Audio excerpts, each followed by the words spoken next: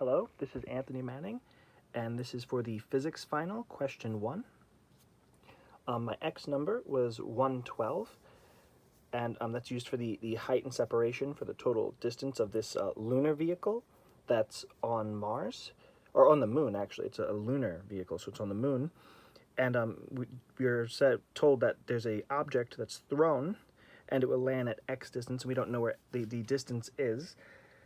And also we're asked like the total height that it will reach along with its ending velocity and ending angle.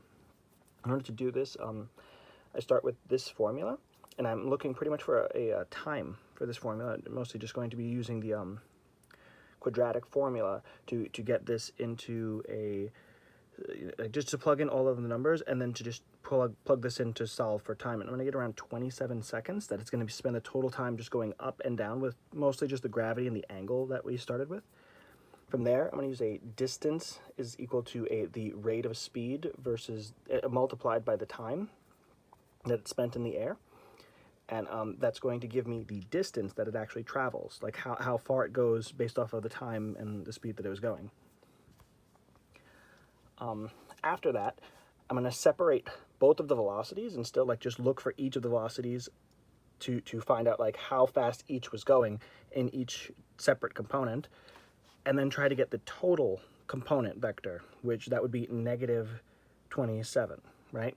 Based off of the time that it was in the air, of course, as well, because it was in the air for a total of, so this was the final speed that it actually was going. And in order to find the angle, I just used tangent and inverse tangent, and it gave me negative 68, negative because of course it's going down into the floor pretty much.